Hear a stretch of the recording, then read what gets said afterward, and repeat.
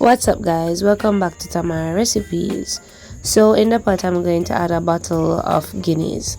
Now you have a choice of using a malta, or if you want to use your dragon, then you can go ahead and do so. So I'll be adding the whole bottle. To that I'm gonna be adding some more ingredients.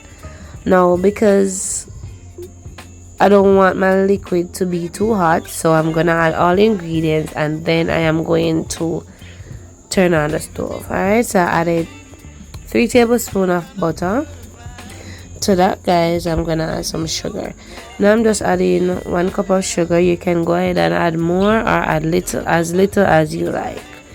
Alright, so for this recipe, even though I use 1 cup of sugar, you know the Easter bun normally is sweet, but I don't like mine too sweet. So if you like yours extremely sweet, then you could add like 1.5 to 2 cups of sugar. But because I'm going to be using 1/4 cup of grape jam, so I'm just going to use less sugar. Alright, I'm also gonna add a teaspoon of honey. Now bear in mind that if you don't want your bun to be so sweet, then I can use less jam and less sugar. Alright, so to that I'm gonna add some almond. Now you can use the yellow almond if you have it, but this is the one that I have, so I'm using what I have. Alright, I'm gonna add 2 teaspoons of vanilla.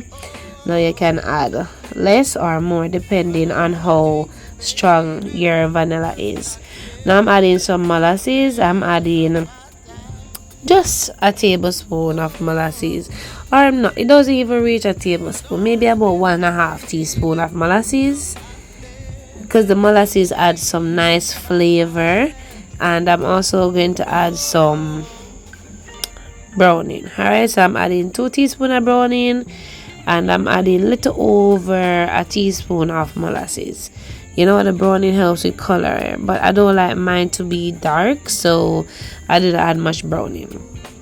I'm adding a pinch of salt, because you know I added the salt into the liquid because I don't want to add the salt with my dry ingredients. Alright, so at this point I turn on the flame and I'm going to allow it to simmer until my butter is nice and melted and all the ingredients come together, but I don't want it to come up to a boil. Alright, because if it comes up to a boil, you have to allow it to cool down to like you know, where when you put your finger in it, it's not burning, because you don't want it to be too hot, because you don't want it to kill your yeast. Alright, so as it simmers, you know, you stir it, because you don't want the jam sometimes stick to the bottom of the pot, or sometimes it's not mixed up properly. So just give it a nice mix, and once it's warm enough, you want to put out the flame. Alright, now guys, for my dry ingredients, I have some freshly grated nutmeg, some cinnamon, and some mixed spice. Now the mixed spice have all these ingredients, but I love spices, so why not add more. But for me, it's not going to overpower the bun, because you know it's a spice bun, so it needs enough spices in there just to give it that nice flavor. To that I added 2 teaspoons of instant yeast, and I also added 3.5 cups of flour into my bowl. Now bear in mind that I'm going to add in total 4 cups of flour, but I don't want to add all of my flour at this point, because the dough will become soft, and you know you add a little flour just to, you know, bring it together. Alright, so my fruits of choice, my dry fruits of choice is just a raisin, but what if you want to add other dry fruits, then go ahead and add it to your preference.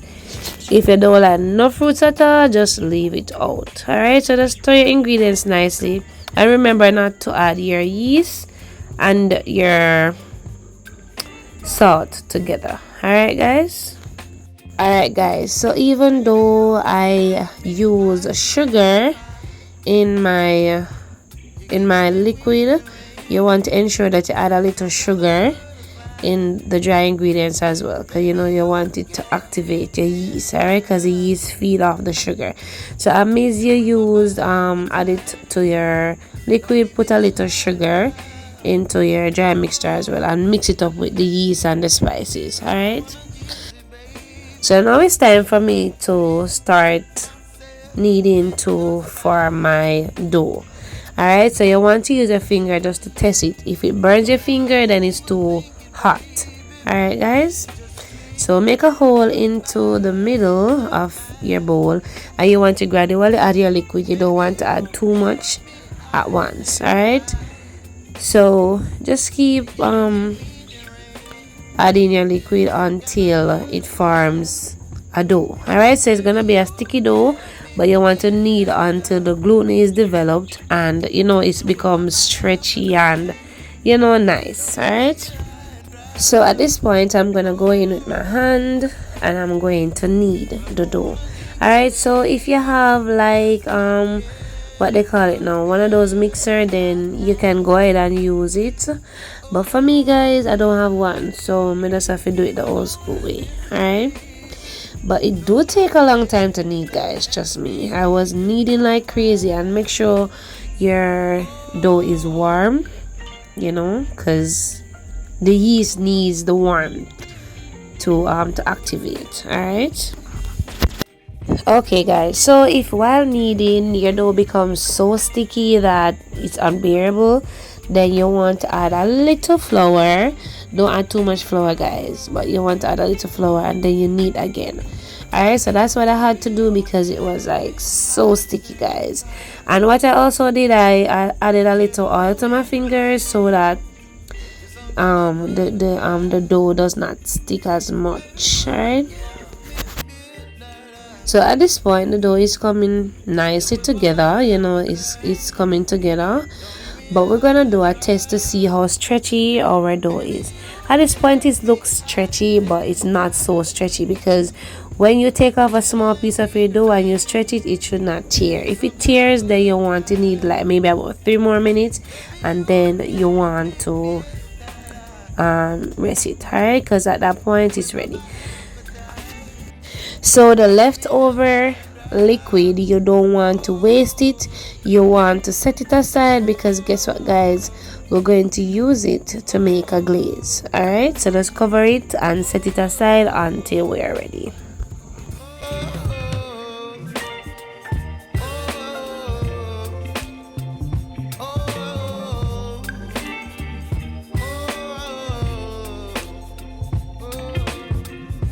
So guys, at this point the dough is not sticking to my hand. You don't want it to be sticking to your hands. You want it to be to be flexible, stretchy and nice, and not too sticky where it's gonna stick to your hand.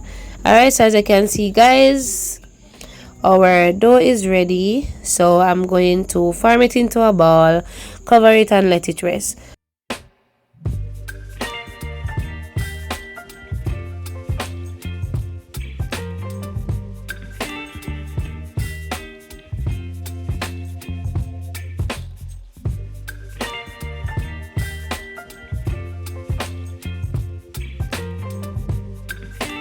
So even when I finish knead guys, your dough supposed to still be warm. So after adding it to a bowl, I covered it, allow it to rise for maybe about an hour to 1.5 hours, and then I come back. Alright, so at this point I'm just deflating the dough. That means to punch the air out of it. Alright guys, so I'm gonna dust a little flour on my surface, and then I'm going to form my dough into my bun. Alright, now I'm making a big bun, but what if you like, you could always divide the dough and make 2 small buns.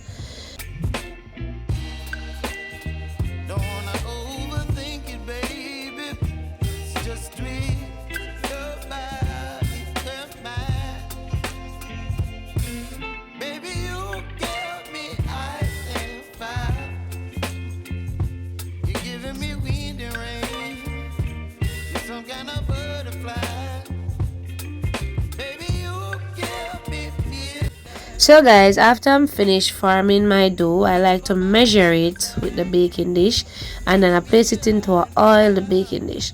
Now remember I said I'm just making a big bun, but what if you like, remember you could always just divide this dough and make 2 medium-sized buns. Alright, But make sure you form your bun nicely, and you want to tuck under or tuck in the dough, so you don't want when you finish baking your bun, it becomes all, you know, like it just look ugly, like you don't have a nice shape. Yeah, you want to make sure you're forming nicely. So I'm gonna cover it and let it rest, and then, you know, let it rise for maybe about half an hour more, and then I put it in the oven. Alright, so that time has passed, so the bun has risen some more, so I'm going to allow it to bake. Alright, now guys, I'm just simmering the leftover liquid so that it can form like a glaze. Alright, so the bun is finished baking, and I'm going to apply the glaze. Now it do take some time to apply the glaze, and I'm using a spoon. Now you can always use a pastry brush to do it, but for me the spoon works just fine. Alright, so I'm gonna glaze it while it's warm, so you know, you can suck up all of that moisture, and you know, so I'm gonna finish glazing off camera. Make sure you glaze the side as well, guys. And after glazing, I'm gonna come back the other day, because I don't normally prepare my bun and just eat it the same day, because the more days you leave your bun, the more flavor. Alright, so this is the other day. Glaze or stick and stick on nicely on my bun, and yeah, I'm just cutting to let you see how it looks inside. Alright,